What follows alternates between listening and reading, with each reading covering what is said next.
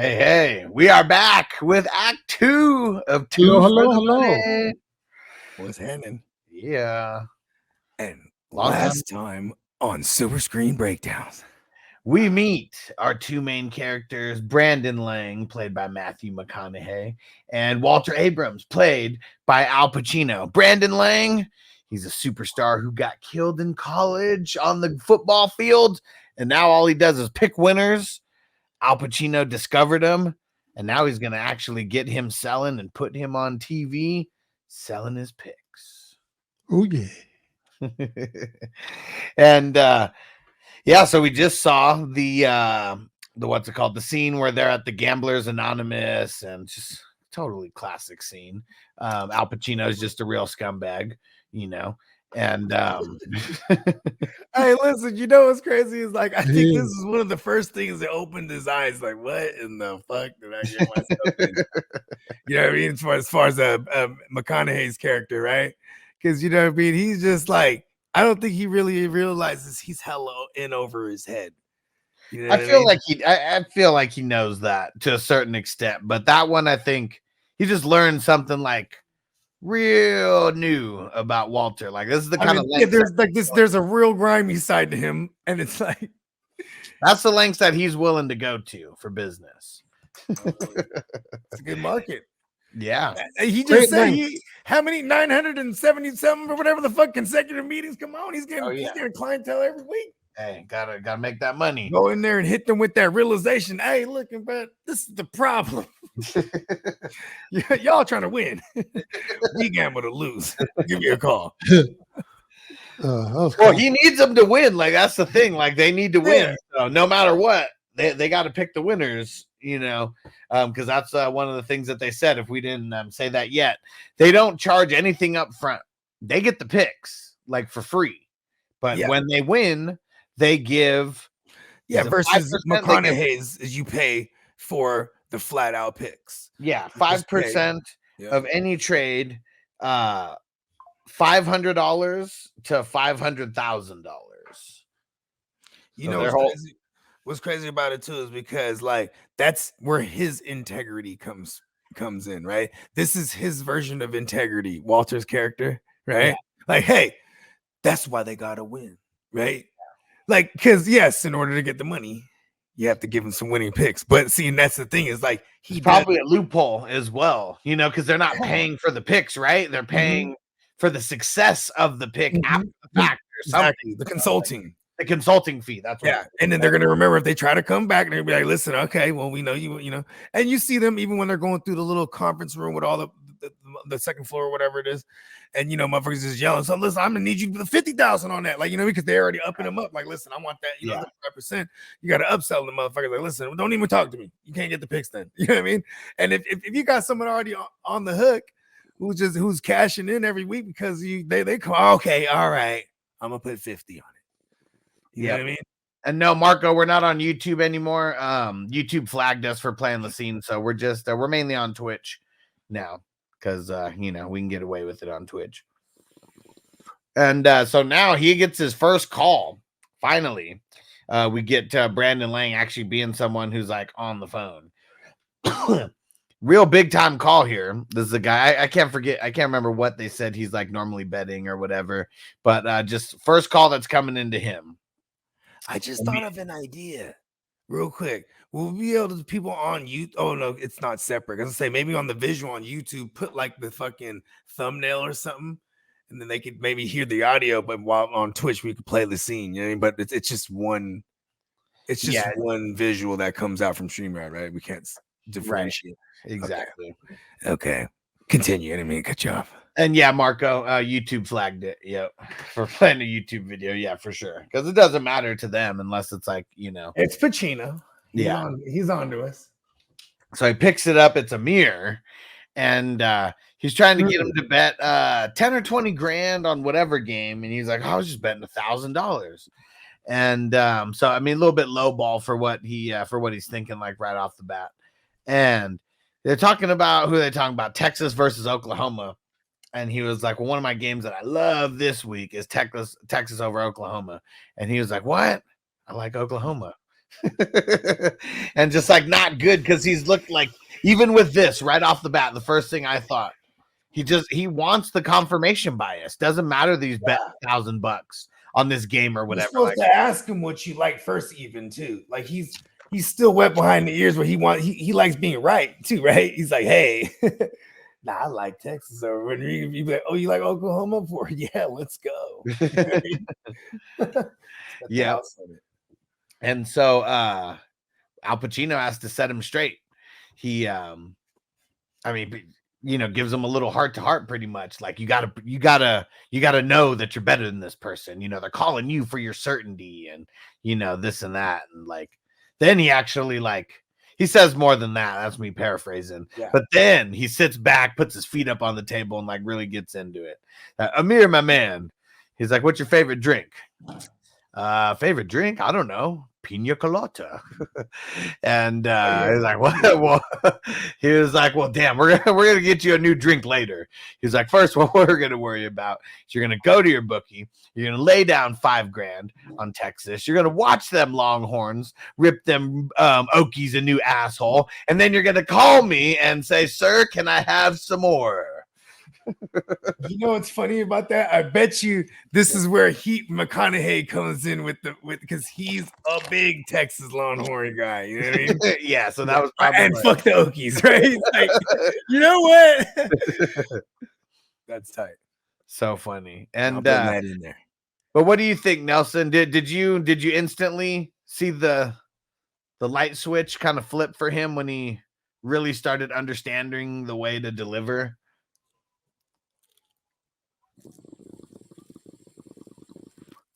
No, I didn't really see a point where there's one point. It seemed it was kind of gradual to me.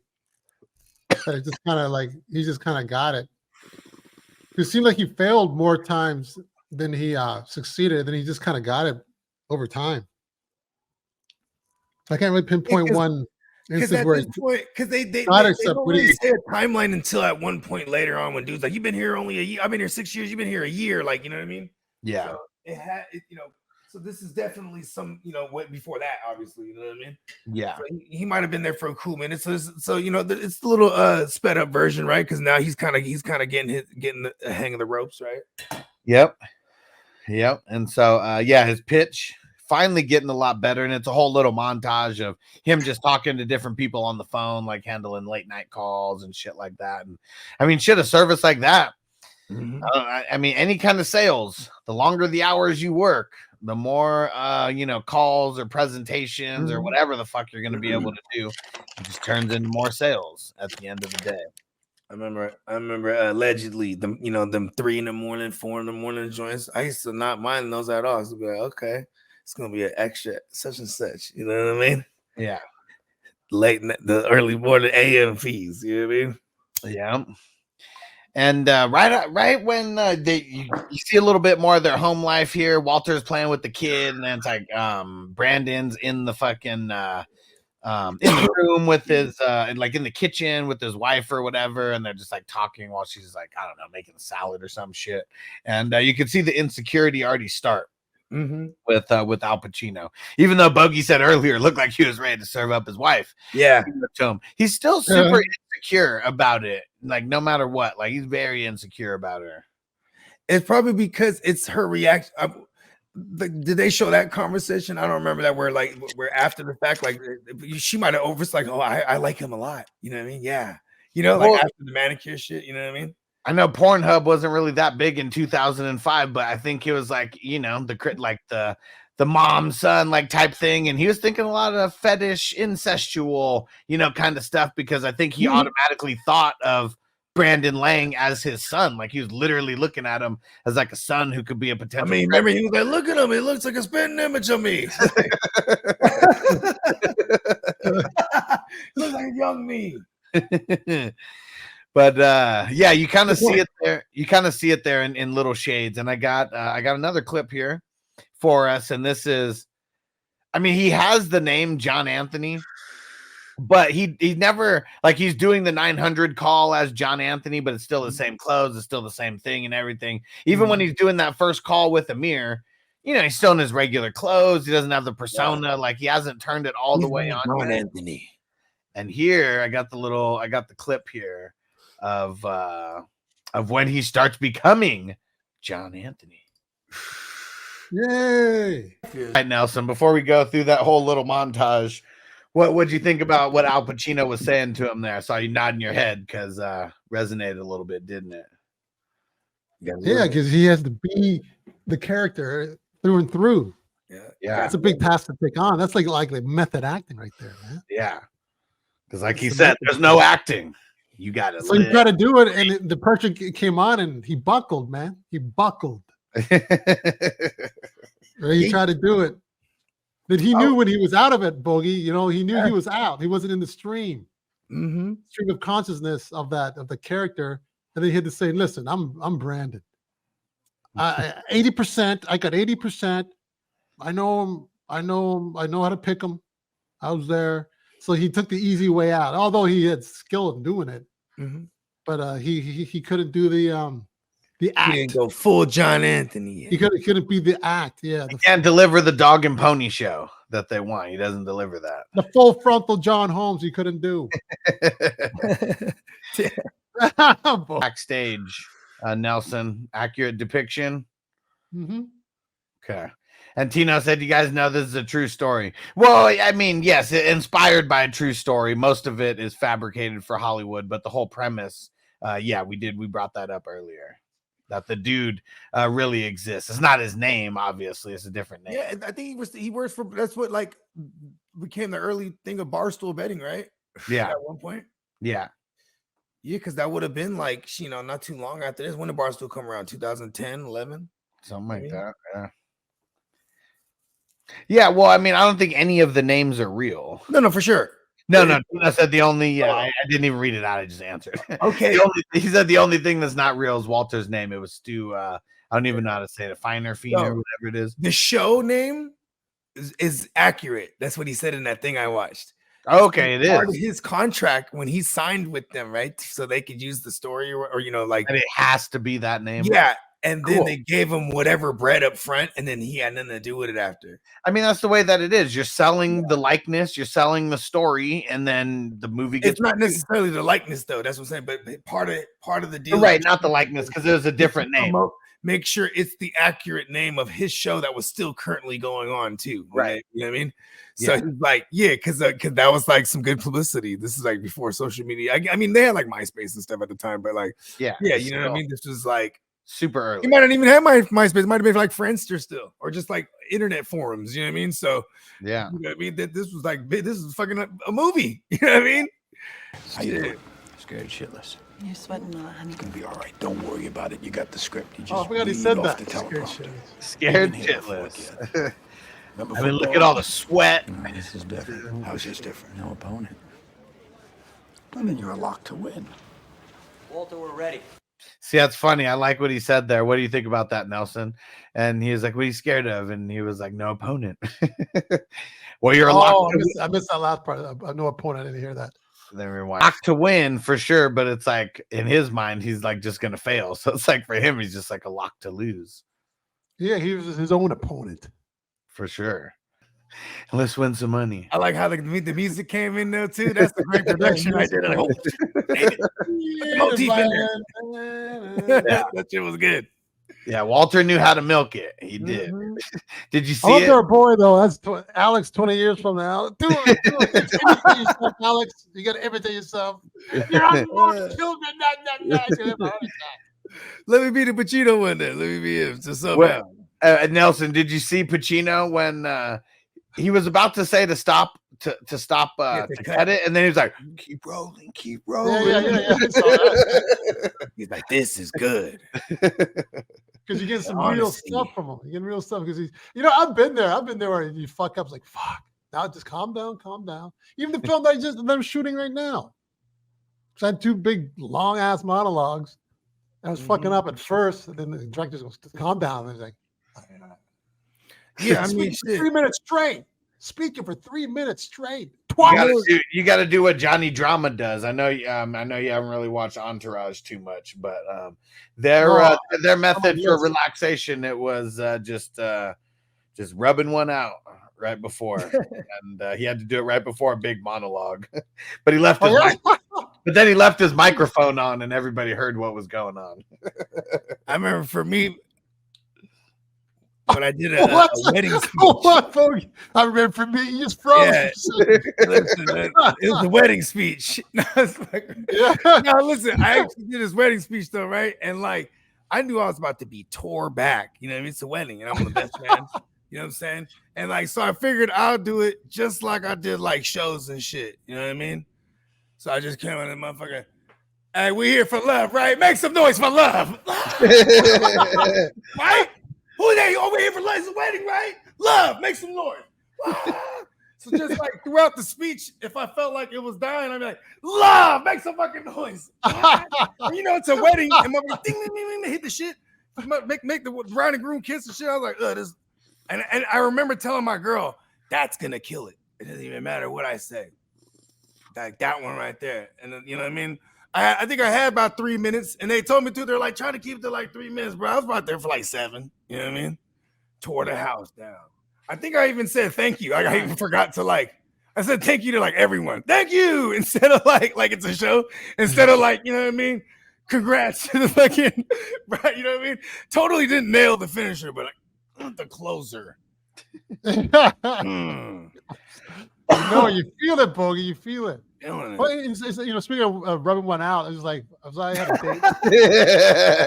Speaking of that, Alex, if I had a date, like I don't really want to go on the date. Let me rub one out, a good one out, so if you feel like going on a date. So you're not extra thirsty. I'll call her up. I'm canceling. I'm good. Hey, listen, man, you can't go out with a loaded gun sometimes. Yeah, exactly. You gotta then you're not loaded. You don't want to go out at all. You just want to chill and relax. Watch some TV. Get I always figured if like destination was, you know, the crib, right? If that was like ultimately where I wanted this thing to end, I just cut out all the extra shit. Hey, let's just get some takeout and get some drinks and get to the crib, watch a movie. Boom. Way before Netflix and chill, man. That was always the move. You know what I mean? Yeah. Turn the phone off. Boom, we're in this thing. Yeah. Sure. Okay.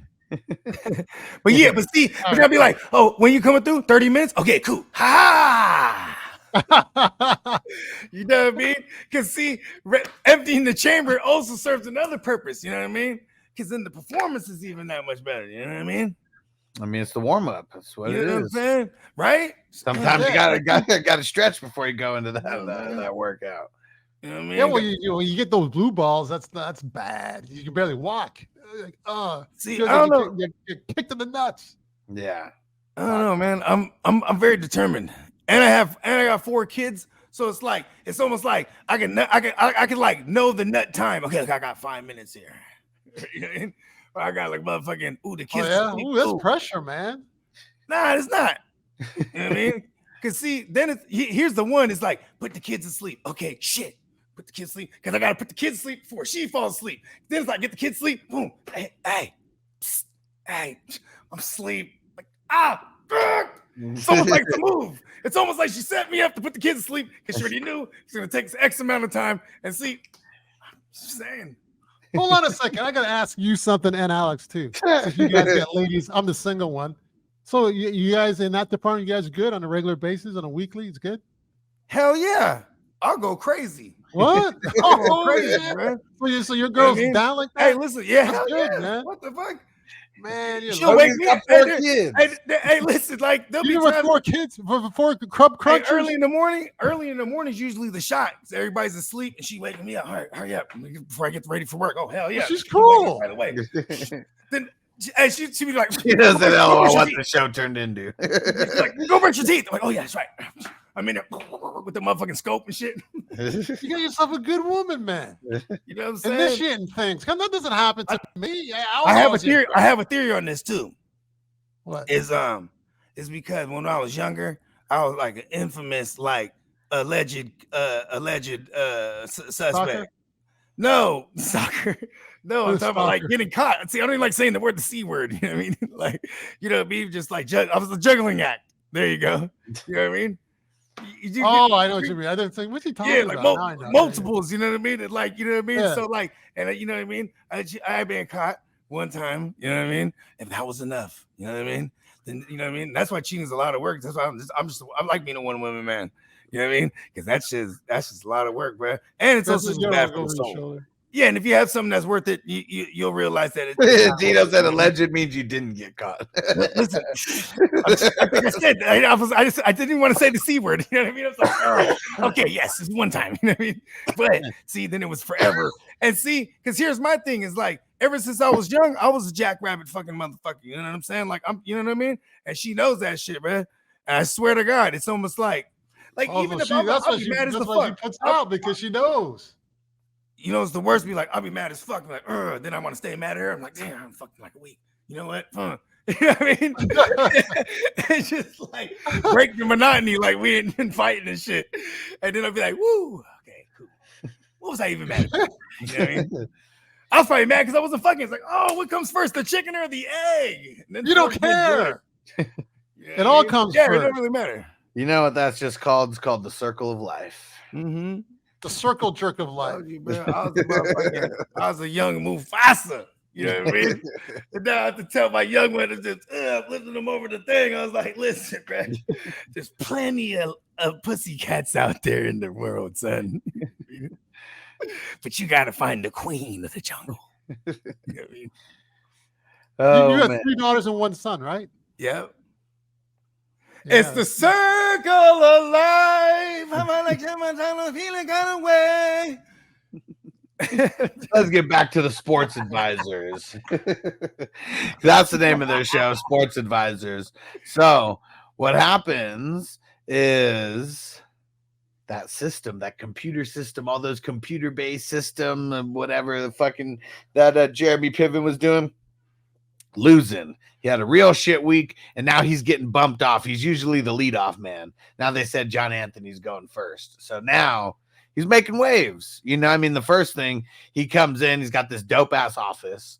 You know, Jeremy Piven's coming in from outside, you know, where all the regular folk are. And then now he's leading off. He's the first one who gets to deliver his pitch. That's usually what it's going to be. Whoever on a show like this, especially whoever they hear first, that's who they're calling first. And think about this too. It's like that one dude, you know what I mean? I didn't realize that too. The first time around, you know, the little computer dude, you know what I'm saying? He's up there first front line, you know what I mean? Yeah. He's probably bringing in a lot of dough. You know what I mean? 6 years strong now. Here comes his new booty just with the truth. With the truth. Getting a little bit too old and too in their system. And especially with him, because it's all a computer-based system, he like has no effect on it either way. It's like the algorithm either works or it doesn't, whatever he's fucking doing. Mm-hmm. It didn't work that week. No. And they didn't even necessarily show I don't even think they showed the performance. They just showed him getting kicked off of that. And he was talking to his brother, and his brother said how your dad called, and been trying to find him. This is when all the drama happens, like outside. They went to dinner or something, or maybe this was just them leaving the studio. And he's like, "You've been holding some of my calls, Walter? You haven't been giving me some of my calls?" And he was like, "Yep, got to keep you focused. You don't need distractions." And and he was like, "Why?" And talks about his dad. You don't need to talk to your dad for what? He already knows he's got daddy issues. All of them have daddy issues. Hello. Newsflash. Yeah, and you got problems. And here was the line. You got problems, huh? Want to talk about dad problems? What did he say? My dad, what did he say? 6 foot something. Cock the size of 5 foot something. No, 5 foot. Cock the size of a Hebrew national. Would just come up and punch me right in my face whenever he felt like it. If you looked at him wrong. Yeah. You sound like a Hebrew national. That should have me dying. Yeah, what did he say? He used to yell at me so much that when I was like 5 years old, I thought my name was Asshole. And he might not have said 5, might have said some other age, but yeah, they got a lot of issues, you know. A lot of people have issues. Those two eyes. I thought it was hilarious when Toni just was agreed. Yeah, I had problems too. Usually don't see that. See, Toni, tell him about your problems. Tell him. Yeah, she did not want to be. She does not want to talk about her problems at all. Like, no, but she did though. That was a funny thing about that. She actually did. I mean, Walter said it like he was like, tell him about your uncle. Like she pretty much got abused by everybody but the family pet. Yeah, she's like she learned how to drive stick shift, right? Oh man, By her uncle. That's cool. fucked up. That was fucked up. I know. I don't know what's more fucked up is like how hysterically I continued to laugh, like because it got really dark. I'm like, damn, because he's willing to like go that far, right? Like, hey, listen, you think you're fucked up? Listen to this. You know what I mean? Like, big leagues, motherfucker. Get your shit straight. You know, stay focused. You know what I mean? Chaotic said, Bogey's my virtual cock block. Just when I think I should let someone in, I listen to a little Bogard and nope. Listen, I'm the perfect story of evolution of man. I was a young mustache running around like a stupid fuck. And then I evolved into a man that does the right thing. And if I have a sense of humor, I can laugh about this. So a bunch of drama right there. And I think this was another one. It was like, okay, the first thing when Walter was taking it too far was him going into the Gamblers Anonymous and, you know, giving out his cards at the end. That was the first sign of him like really going too far where he's like, what the fuck, you know? This one was another thing of him going too far. Right there. It's like, how many strikes is he going to give him? Because now he's super pissed. He at least wanted the ability to tell his dad to fuck off or not talk to him or at least have the choice, but it wasn't given to him. And he didn't like that. You could assume that like he ain't talked to this motherfucker in a minute. So the fact that he's trying to get a hold of him, he's like, oh shit. Like, you know what I mean? I'm assuming they didn't talk to him since he was like 8 or 9 whenever they said he left. Because daddy wasn't there. He immediately snapped out of John Anthony. He was like, well, what? He's like, where'd John go? You know what I mean? He was talking to Brandon right there. Brandon had the issues back. He's like, God damn it. That shit had me dying, bro. I'm like, hey, Pacino's a real grimy.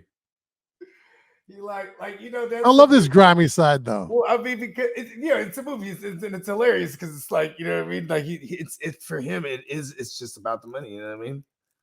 It's just about this money. There's no real legacy with what he's trying to do. Like he even got the wife in on it. You know what I mean? Yep. Like the wife is part of the grooming process. Like, you know what I mean? Yeah, literally. Yeah, like literally. You know? Like that's crazy. Like just the fact that he could throw out like a dark secret of his wife's like that too. Just like casually, like, listen, bro, snap out of it. Like, well, I mean, I mean, over that real quick. Definitely wasn't casual, but I mean, that was definitely a gun. Saying, though, like, that's a gun that he kept in the holster for a very specific time. He pulled out the big gun on that one. I mean, I guess he had time to think about that one because he has been blocking the dad's calls. He said so. You know what I mean? Yeah, he had that ready to go. And John Anthony, his picks, I mean, shit, Amir, like this is the next thing after this where he's taking a call while he's getting fitted for another tux or something. Amir calls. Now Amir's got a Ferrari and shit, and like it's like right outside his dry cleaner or whatever, got a dope ass suit on. You know, he's like he's on top of the world, that's for sure. Balling. And this is where you see this is where you see a little bit of an evolution of John Anthony, where he is losing some of that Brandon Lang. Where he's like, Amir, you better fucking wire me some money. Like, you better wire me 50 grand or something like that. And maybe I'll get you back in my good graces and give you my picks or whatever. But now he's really stunting, like just letting people know, like his shit, like really doesn't stink. Like right now, he's making people a lot of dough. And he couldn't even turn back into Brandon when he got the call from his mom. And his mom was like a little embarrassed, like of him. And first she was like, "Who are these checks from John Anthony?" And he said, "That's me." And she's like, "Oh, this is just too much." And like, "Mom, but I earned this every fucking cent of it." And she's like, "Oh, that's how John Anthony talks." Like, sorry, Mom, it's just how they talk in the New York. That's crazy because when I was watching the movie, I didn't realize that he cussed before. Like, I forgot he wasn't John Anthony yet when he first cussed. Like, oh shit. Well, he was beforehand. Well, he was John Anthony because as soon as he started doing the 900 calls, that was his new persona. Yeah, he would activate. Yeah, Anthony. Which you know what I'm talking about, like that. You know, he wasn't John Anthony embodying it. He wasn't John Anthony on TV yet. When they made it a visual, that was when the whole persona and lot of swag really kicked in. All right, so now we got it's the biggest. I mean, one of the biggest bettors they say in the world has called them and wants to inquire about their services. He's down in Puerto Rico, and so they're about to head out there. And Nelson, do you remember this scene in the airport where he fakes like having a heart attack? Yeah, What do you think about pretty intense. What do you think about Al Pacino's heart attack acting? Perfect. It's good. I don't even think. No, I mean, actually, it looked exactly like it when he I actually thought has he a was heart I attack. thought it was really, huh? He looked exactly like it when he actually has a heart attack. So I thought it was great. Like in hindsight, like Yeah. he Yeah, did it looked exactly really. It was convincing, and he was leading up. We knew he had heart problems, so I thought that was it. But then one. he said, "I'm all right. Yeah, I'm all right. Elizabeth. Shake it off." Elizabeth, I'm coming home to you. But man, it was wild. He's up. Pills, get your pills. And then, But I like that but this is where McConaughey's acting is really good. Because in this scene where he goes, he said, "Man, you're taking it too far." "No, I'm not taking it too far. We're just getting started." Something like that. Yeah, that was a good scene. And then like that time, and then the other time coming up when I mentioned earlier, the expression on his face was like he was humbled. He was humbled every time that Brandon or John was humbled. McConaughey he got played two it different perfectly. faces, huh? His face was just like Anthony. he doesn't know what to say. Like Intensity, then the like the innocence, kind of like a naive, exactly. nature of the Brandon face. You know what I mean? yeah, He never saw it coming, and you can see that. That's pretty good. See, the craziest thing about Pacino's as an actor, Pacino's character, he plays like a perfect, like, because he's trying to be like a dad to him almost. Like he's a boss, but he really wants a protege and someone to pass it on to. Like he really knows when to like motivate him, like, by being like a soft like type of person. And then like he knows the time to turn it on and switch to like just like a hard-nosed motherfucker and like give him the real dose of like just a bucket of truth. Like that's really all I can think, just some real truth. And there's no sugarcoating anything. And that was one of those times for sure. Yeah. Yippers, a couple of very intense scenes. There's quite a few intense scenes and more coming up. Yeah. I mean, money makes it. Hey, listen, bro. I had a line. I said, so I'm floating down the mainstream to an isolated island where I lost my mind. Welcome to my asylum where the closest of brothers to let money divide them. You know what I'm saying? Because it's just, that's what happens, bro. A motherfucking money will make a motherfuckers crazy. Yep. Here we go. I got the scene here from when they're in Puerto Rico talking to I forget what his name. He's like a big gambling. He's like a big handicapper, right? Novia. No, just a big better. So not a handicapper. There you go. My bad. And but someone who, just one of the biggest bettors in the world. And then when they start talking to him here, he's like, "So what do you normally lay? $1 million a game." He's $1 million a game. And this guy's a very good actor. He's done a lot of stuff. Yeah, this guy, he's sure. always playing some good mafia type motherfuckers. Like he was dope in American Gangster. Yeah, he was dope in that. He always playing that kind of the same demeanor too. Wasn't he in Training Day too? Was he one of the old timers? No, I can't remember. That's a good I've question. seen him in a lot of things, but I just don't remember what films. But they're all like big stuff.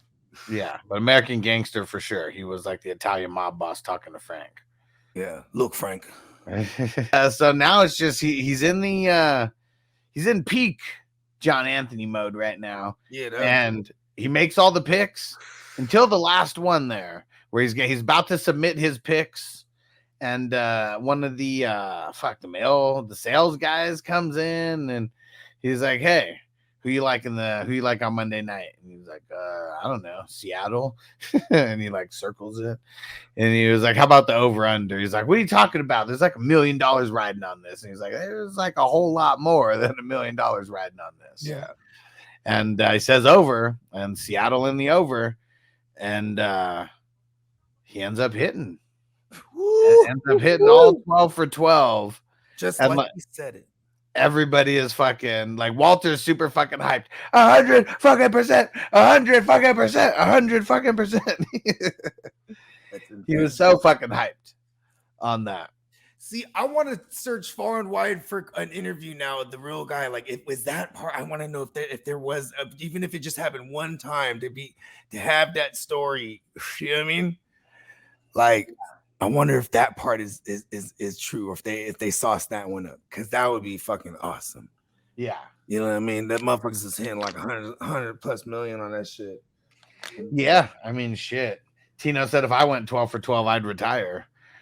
I mean, assuming it was but he just said it in his own speech right there, the John Anthony speech.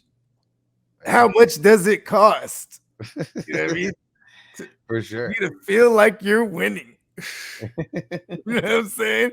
And for him, it's kind of dope with the backstory that he's a QB, because he'll just never be able to know if he can go back and make it and win. You know what I mean? Like, you know what I'm saying? Yeah. But pretty Nobes. Young Noble. Yeah, Nelly, that's just crazy though, right? He's in full John Anthony mode right now. And this was when Bogey, did you hear what Jeremy Piven's character said to him when he was like, "Oh, you're letting the salesman make your picks for you, huh?" Yeah. And he's like, "Be careful. Those gambling gods, they're a very fickle bunch." Yeah. Don't piss them off. And what was crazy is because he was second guessing himself. He might have thought that was like a sign from the universe or something, that this motherfucker started coming and asking the shit. You know what I mean? Yeah. It's like, ooh, because this guy, he's on his ass right now because he done knocked him off his spot. So he on every single move. He got all the intel coming in, like, oh, this mother, right? Yeah, that's the thing. Like, no matter what with this, if you're just picking from your gut, and I know there's more than to what John Anthony's doing than just picking from his gut necessarily, but it's like with Jeremy Piven's character, everything, it's all algorithm based. He's not making the picks. Like, everything is computer based. He created the system, and that's what the system is. He's been putting the stats, I'm sure, after the fact, so that he can, continue to add data to his whatever algorithm he created. You know what I mean? And you ride the bad waves, but there's more good than bad at the end of the day. And John Anthony's had nothing but good. And it's like all projecting, and like you can't get higher than 100%. So it's like that's where he's finally plateaued. It's like 80%, 80%, 80%, because that's all he's bragging about. Now he got to 100%.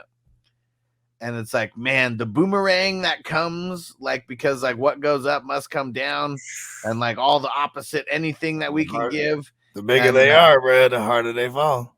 Yep. Man, this one was a big one. This one was he's on top of the world now. And you know what's funny is like it's when Walter gives him that little speech, and I couldn't find it on YouTube to be able to pull it, but he comes up and he's like, "Walter, what's up, man? 2 million, huh?" And he's like, "Oh yeah, big weekend." And he was like, "How about giving a little bump, since we hit 100?" And he's like, "What about something like 10%?" Because he was getting 5%. Like 10%. Yeah. And he's like, "Come on, baby, feed the horse." And he's like, "You be working out of my shop because everything costs money no matter what. Like Brandon's not, paying any money for anything." And then it's like, "Come on, Walter." Like, he doesn't realize this is Brandon asking too. This is no fucking John Anthony at all right here. This is like fucking. That's why he gave him the truth. Yeah.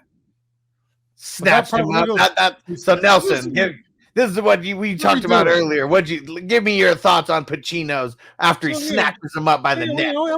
So what are you expecting? I'm expecting 10%. 10%. Come on, and feed the horse. Listen here. I was giving an elbow. Yeah. You motherfucking give me these little trinkets. This is nothing. You bring me fun bags? Yeah, and what do you say? If you want more than a gesundheit when you sneeze, you better come to me with more than this shit. Yeah, that was such a. I think that was even like that was all wearing that 12 for 12, that 100%, like it was the title. You know what I mean? He wasn't directed on that. That was all Pacino. Here's what Walter wanted. Brandon, because it was Brandon, just like Bogey said. He went up and asked for it. Like he needed to go up and tell them, "You're giving me this," and Hey. like snatched it out of his Yeah, hand. the way John Anthony did it to them fucking to the Novian Puerto Ricans. big dogs. Yeah, like that would have been that. That's how he needed to approach that. But he went up as like a timid Brandon Lang and got scared. Got scared. And what are we assuming? He's like supposed to be playing like a 25, 24-year-old, 26-year-old or something. I mean, we assume he nuked his knee and he was like 22, 23, 24, something like that. And this is years later. So well, he's probably like late 20s. Yeah. Yeah. Something like that. Gotta be. Yeah, still a kid. Nonetheless, though.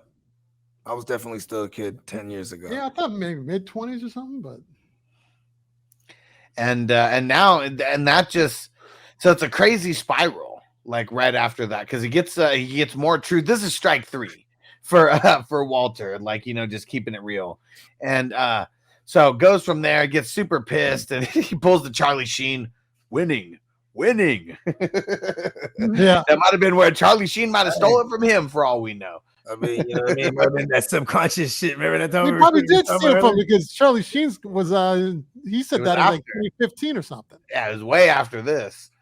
And when did this movie come out? 2015? 2005. 2005. No, oh yeah. The winning 2005. shit was like the winning shit was like 2010, 11. 2011. Yeah. Yeah, because we was in the 11, club you're with right. Charlie Sheen. I got a Charlie Sheen story, but we won't get into that.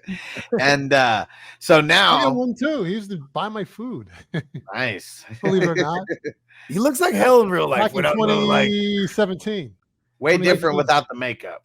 yeah, like I've seen like Armand Nelly. He's a good looking dude on and off the set. You know what I mean? Like he looks like we've seen him in real life. He looks exactly like, you know what I mean?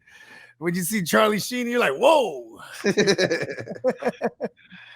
like a I ghoulish. used to see his brother quite a bit in Malibu, and his father, Martin Sheen. Yeah, They're getting coffee. He's always getting coffee. Martin Sheen was down at this store. It was called PC Greens at the time, right? That's when I ran into Diana Ross and the guy from Saw. He does the voice. You want to play a game? Oh shit, word. Play a game. Yeah, he's in there. They're all in there buying groceries. Nick Nolte, like all these guys, they're all down there. Nick Nolte. The store doesn't exist anymore, but and then I used to sell my product out of there. Nice. Those truffles go crazy. And now I'm getting the truffles. They're taking on the truffles, the rolls and the brownie, but they're not taking the pizza. That's the biggest seller too. I don't know why they didn't take that. So we'll see. I was like the pizza. Like I remember I took like a couple bites of it, then I nuked it a little bit in the microwave, and I was like, "Ooh, this tastes way better." You know what I mean? Yeah, it does taste better warmer.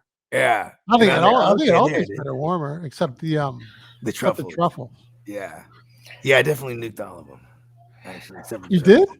No, except for the truffles. Obviously, The truffles taste good. I ate those on the show, on the first show that we brought you on. Those were fire. The coconut, white chocolate. What was it? Yeah, right.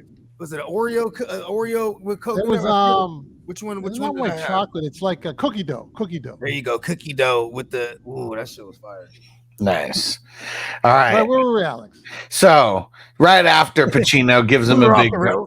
This is where everything. This is where everything goes south because so now he gets another dose of truth from Pacino, and you know he realizes he's not. I think Brandon was always struggling with getting whatever he thought that he was worth. But the thing is he only thinks what he's worth based off like what he sees going on around him. You know, at least the immediate stuff. Like his boss wasn't getting like $12 an hour. So he knew that he wanted to get more than what his boss was making because, because he made making all the picks. He's making all the picks for Al Pacino, and they had a $2 million fucking night, and he wanted 10% of that. He didn't want 5%. He wanted 10% of it. And then he goes to the chick's house that he nailed after that night. Stupid. And it was like it was Chris. What? You're a prostitute? It's like, yeah, so naive. Yeah, I mean, even though if it was a setup, like she's still with those two dudes. Yeah. Why is she with those two dudes? Like, you came to my fucking house. Like, let me make this clear. You were worth $5,000 to me, okay? What? It's a lot of money. Oh, man. Yeah. Yeah. And then, you know what I mean? In hindsight, too, those dudes could have been like, I don't know, what do you call them? What would you call them? Not pimps, but like guards or something. You know what I mean? Yep. The escorts to the security for the escorts. Yep. And so now, I think now after realizing that some of the stuff is fake that's going on, now he just kind of changes his whole persona. So he comes in, he's like, "Oh, I got a big meeting with a client out on the greens, heading out there." He's like, we got to hit the phones, and nah, I'm heading out there to the greens. And he's like, "When are you gonna submit your picks?" And he's like, "I'll submit them right now. Fuck it. Like, I mean, let me lock these in real quick." And it's Tuesday. And yeah, it's now everything's happening different. This was to make a point, but yeah, but man, He was butthurt. Winning. Winning. Too. Here's what's funny too is a lot of the things he said like beforehand, like there's a lot more than 100 million on the line. You know, a lot more than $1 million on the line. Like, yeah, there's a lot more than $1 million on the line. You know what I mean? It's a bad time to be, throwing a little kid fit for real though. You know what I mean?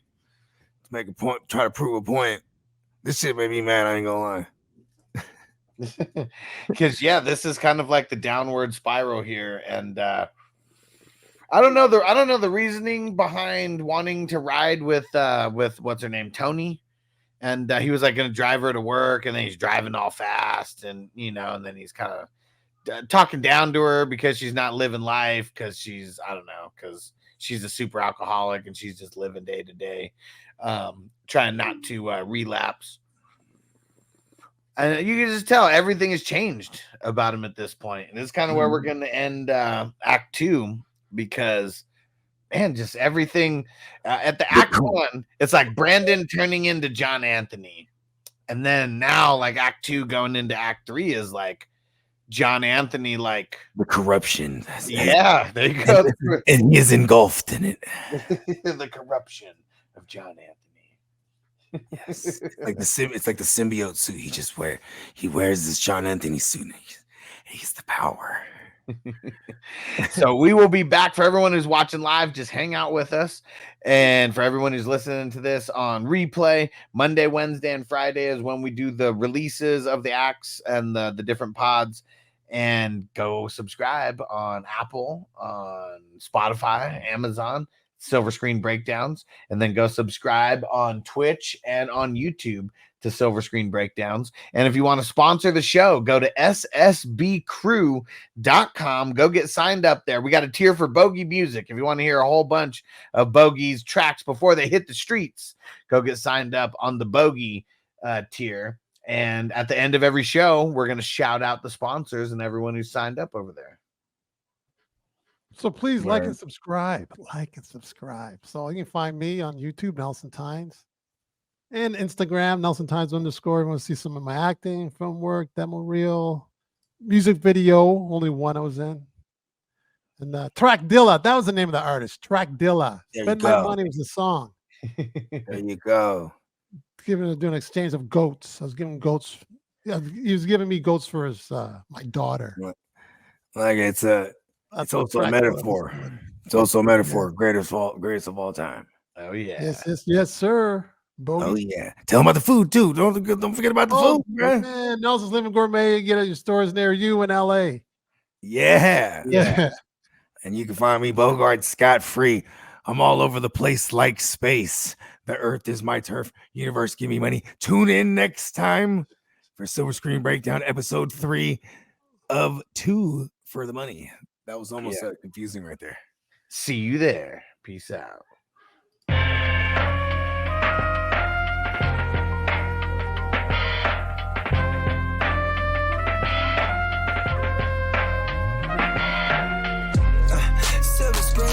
Picture shit. This ain't a dream, we really live this shit. Don't intervene, yo, we with this shit. That's where the most high, we the most lit.